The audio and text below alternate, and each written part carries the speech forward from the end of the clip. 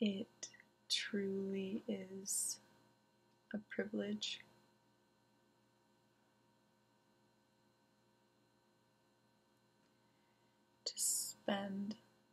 To be able to spend 7 days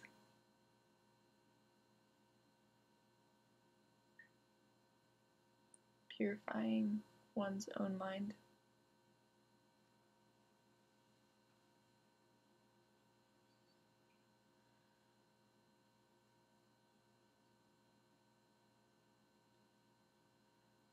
I spent the first 3 days fasting, which I've never done before. Realizing that I don't need nearly as much food as I think I do, and actually felt a lightness and a clarity that, I didn't expect it. I think I just expected to feel really tired. We got a couple feet of snow, and I think it was the 5th day, it started sliding off the roof and just like making these huge crashing noises, and it just felt like, as it covered the windows, it felt like we were slowly being covered, buried, almost buried alive. It wasn't scary, but it felt like being buried, maybe like a cocoon more than a coffin.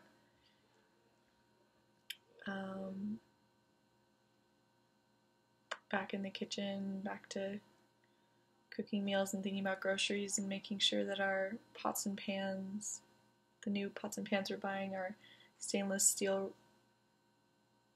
and ceramic coated anodized aluminum versus aluminum, which is linked to Alzheimer's apparently, and trying to make it to Goodwill so that I can get more wooden spoons and spatulas,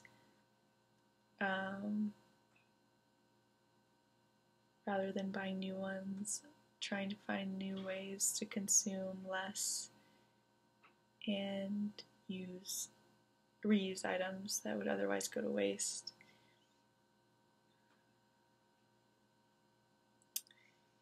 Really enjoying the presence of 2 long-term guests who came down from Ontario, Canada, Jay and Krista. They got here a couple days before retreat, and so it's just been really lovely to have them, show them the ropes. They've intuitively seemed to have gotten it really quickly.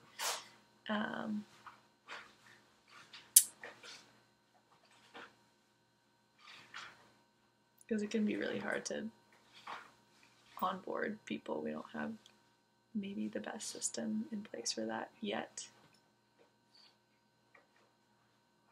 So it's nice when people sort of learn, or self-starters learn by doing, learn by just throwing themselves into it. And they also seem to have a focus on making sure they bring their personal meditation practice in to everything they do.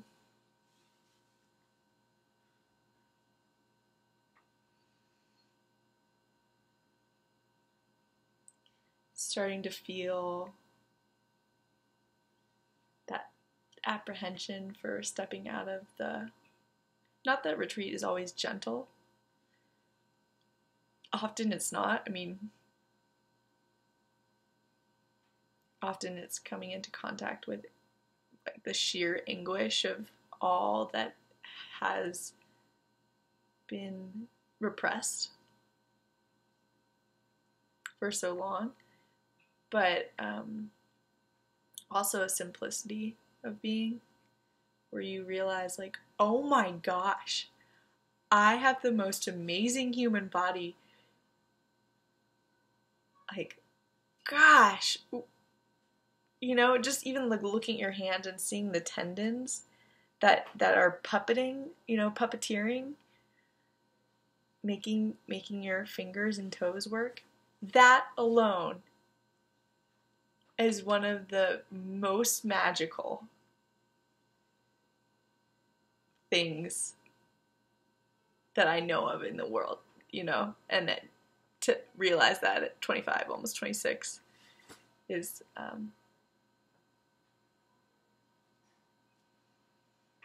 well, I'm grateful to be noticing it at all, and to have really nourishing food and a Peter behind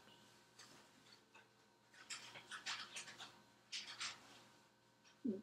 One of our residents is doing a 3-month solo retreat, and it's quite an investment, a commitment, a gift for him to give the community, to throw himself into his personal practice like that. And it means we have a Peter-shaped ghost that wanders the halls sometimes and takes food out of the soup pot every once in a while, and we pretend that he's not there and we don't make eye contact. And all in the hopes that he will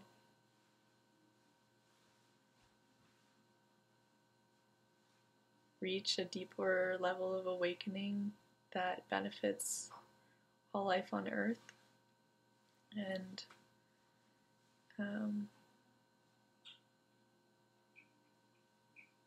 move towards the sort of selflessness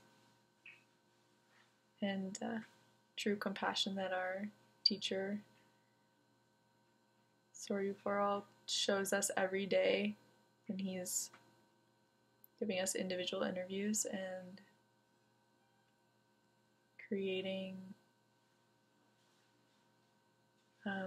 2 hours of Dharma talks, exhortations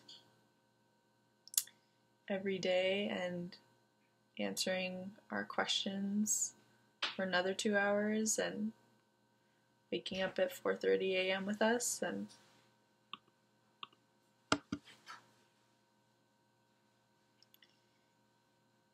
and leading by example.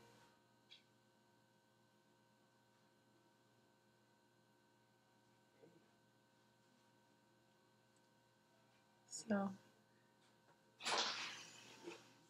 I feel a lot of tension building between my shoulder blades. A long list of things that I want to do and people that I want to connect with, and a sense of the preciousness of each moment. And I hear music playing near the fireplace, and perhaps I will set aside all the things that I plan to do with this 1 hour of break, and be with this small and powerful community of caring individuals willing to do what must be done to make the world a better place by first purifying our own minds, and treating everyone that we come in contact with compassion.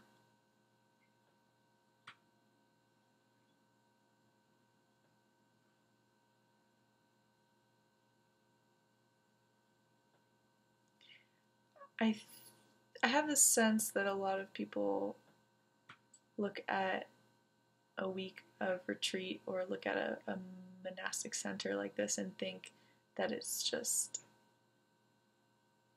a getaway, like a relaxing way to unwind from the stress of the daily grind. And while I will say there's a sort of unwinding or unbinding that's part of being here, it is, while that is true, it is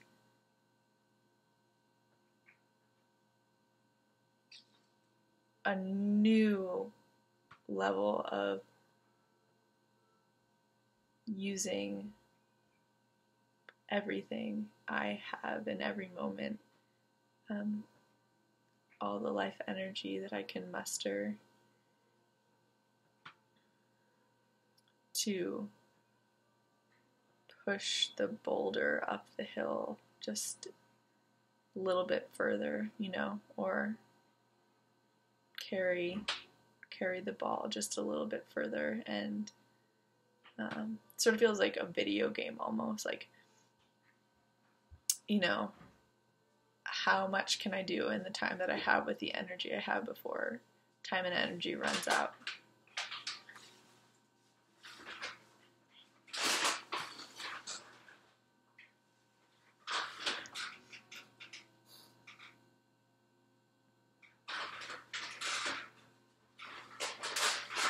So I'm very grateful to be here and a little exhausted.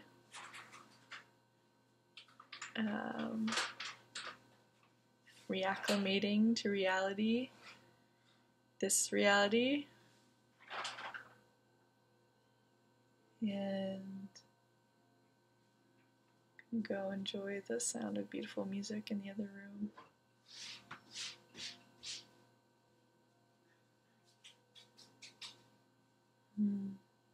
One of our residents is going to New York City tomorrow morning to record an album that he's been working on for a long time, and we as a community are supporting him and creating a piece of art, a finished product that can strip music of its shame, make music that encourage creation of music that benefits the world. And I'm not sure exactly what that means, although it feels good to hear him talk about it in that way. And I'm excited to see what he creates.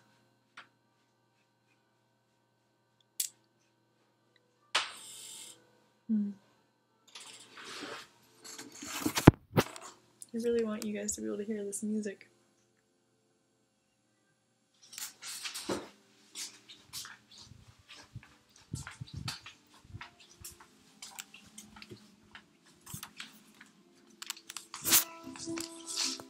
You guys sound great.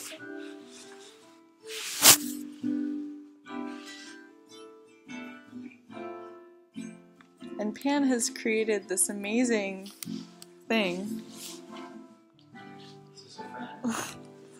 It's a bunch of friends. What is this again? It's for our integration? Yes, this is a labyrinth.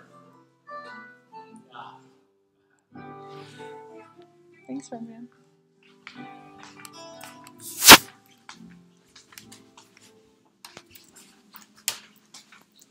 Well, that is all.